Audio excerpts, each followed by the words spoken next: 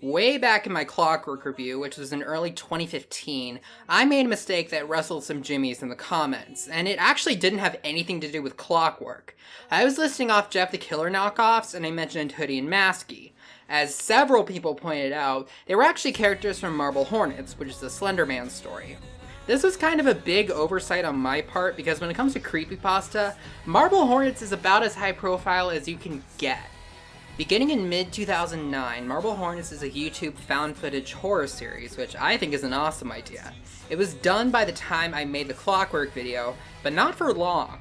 The series ran from the summer of 2009 all the way to the summer of 2014. That's 5 years, and overall has a length of probably about 8 hours. I had known about this series for years, but never expected it to be that long running nor that in-depth. Recently, I binged the entire thing. Watching it sort of made me wish I had seen it live, watching the events unfold in real time, but I'm also really happy that I didn't, considering that there were upload gaps as long as 7 months. Overall, I thought that the show was pretty good. This is going to be a very general review, so there aren't going to be any spoilers. Let's dive right in. Marble Hornets is structured as video entries to document an event that's happening to Jay, the character that owns the Marble Hornets YouTube channel. Most of them are footage from video he records of what he's doing, what's happening around him, either with a handheld camera or a chest-mounted GoPro. But a lot of the entries are from tapes that he finds, comes across, or is given to him. The series starts with him looking through tapes his friend Alex gave him, documenting the production of Marble Hornets, a movie he tried to make that was never completed. In the footage, we see that Alex is being stalked by a supernatural creature that the show calls the Operator, but I'm just calling Slender Man. The tapes end mysteriously, and Jay sets out to uncover not only what happened at the time, but also get to the bottom of what's happening to him, as Slender Man and a few other spooky characters start following him around. There's also a companion channel called To the Ark, which is much more mysterious. Most of the videos in To the Ark amount to basically just spooky nonsense, but many of them are direct responses to videos on the main channel. On several occasions, the people behind To the Ark hack into the Marble Hornets channel and upload videos from there. I really like this edition because it works to keep things from becoming monotonous or too repetitive. Let's start off by discussing the characters, probably the weakest aspect of Marble Hornets. Jay is the main character for essentially the entire series, and I can't tell you thing one about him. Nothing comes to mind in terms of his personality, his history, how he changes over the course of the series, anything. Often in found footage, the person behind the camera is sort of pushed aside and not treated as a proper character, like the ones that are actually on screen. This can be somewhat excusable in a 90-minute horror movie, but this is a series, and a pretty long one at that. It just feels wrong that I know almost nothing about the guy this show follows for 5 years. We also have Alex, who spends most of the show serving as an antagonist. He seems like a victim in the original Marble Hornet footage, but when Jay tries to reach out to him, it's clear that he will do anything to get Slender Man off his back, even if it means putting others at risk. It's because of him that about a dozen people get involved, and it doesn't turn out well for most of them. For the most part, he doesn't have that much personality either, although there is some dynamic change with him as the series progresses. The last major human character is Tim, who joins Jay about halfway through the series. He is by far the most developed character in the show. We get insight into his past, his mindset, his personality, and while the acting in Marble Hornets is pretty good across the board, Tim Sutton absolutely steals the show with his performance. It's well done, compelling, and very realistic. Gold stars to this guy. The main antagonist of the show is, of course, Slender Man. I have read several stories involving this character in the past, and I never really cared for him as a villain. He's not terrible, obviously there is much worse out there, but I never really found this character interesting. Marble Hornets is the best portrayal of Slender Man I've seen because it takes proper advantage of what actually makes this character scary. Based solely on appearance, there isn't really anything outwardly scary or threatening about Slender Man. Sure, the character design is eerie and strange, but there's not much happening. The horror comes from two things. The first is what Slender Man actually does. He doesn't just stand around being creepy, he torments his victims. This Slender Man can manipulate memories, and on several occasions, makes characters forget months of their lives. Also, whenever he's on camera or even near one, the image gets distorted, the sound deteriorates. There's clearly a physical aura being put off by this thing. You almost never see Slender Man move. He's clearly just a prop that was made by the show's creators, but you can look past that with how other things change whenever he makes an appearance. However, the really effective thing about Slender Man is how his victims' mental states deteriorate over time.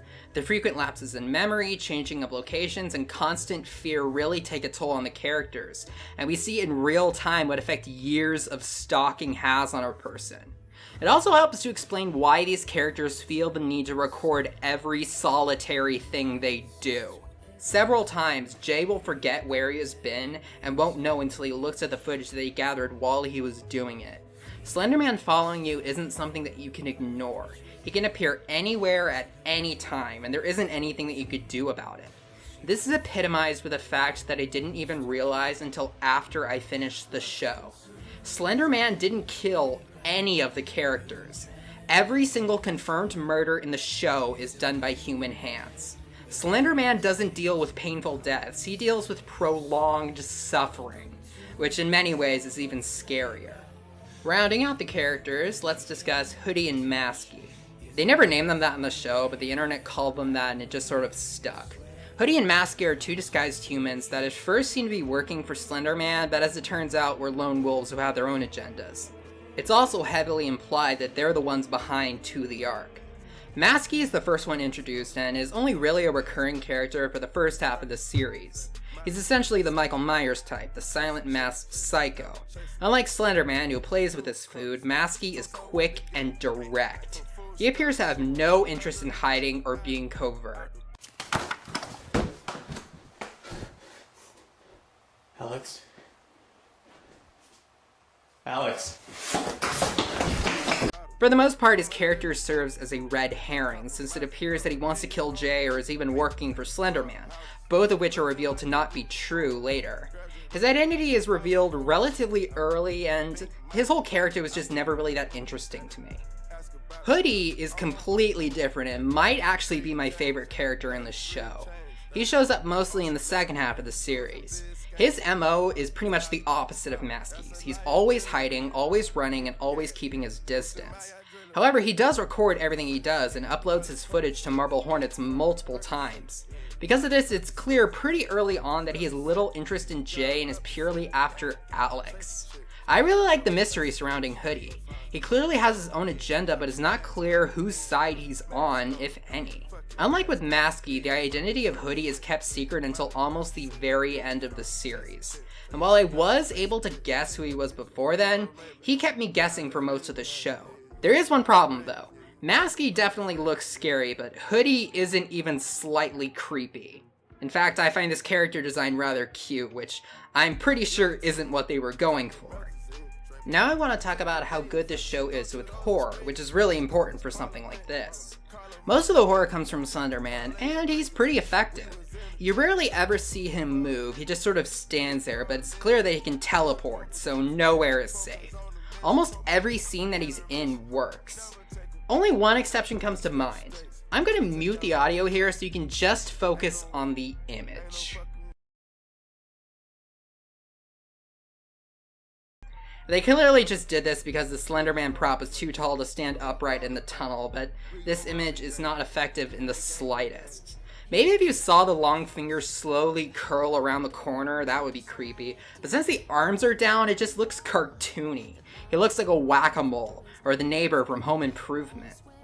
There was also something else about Slender Man that was used very well in this series. It may not have been intentional, but if it was brilliant. The shape of Slender Man is so simple that with his shaking camera and bad image quality, it's very easy to think that he's there when it's just random things in the background. There were dozens of times where for an instant I thought I could see Slender Man off in the distance until a moment later I could see that it was just a tree or something.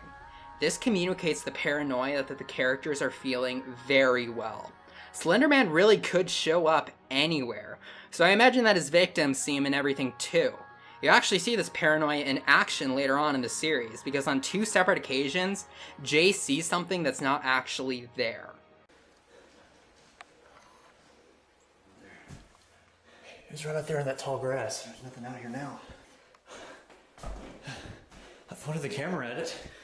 Of course, it's difficult to talk about found footage in general without bringing up the Blair Witch Project, and I can definitely see some Blair Witch inspiration in Marble Hornets. Much of the action takes place in the woods, or abandoned buildings in the woods.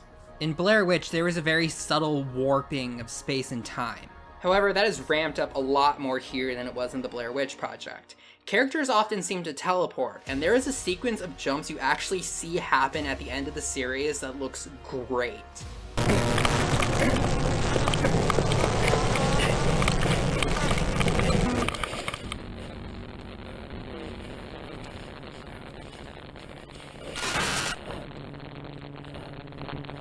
This is some top-notch editing. More than anything though, Marble Hornets has the same hopelessness that was in the Blair Witch Project. The realization that whatever is following you is more powerful than you and is just toying with you. That sense of defeat is done very well on this show. Overall, I would say that Marble Hornets is one of the most successful experiments to ever come out of creepypasta. While definitely not perfect, it's still executed very well. I also heard that there are spin-off series, and I'm excited to check those out. It's certainly creative and had more than enough talent behind it to make up for the obviously low budget. If the concept sounds interesting to you, I would say go check it out. Okay, I'll see you later.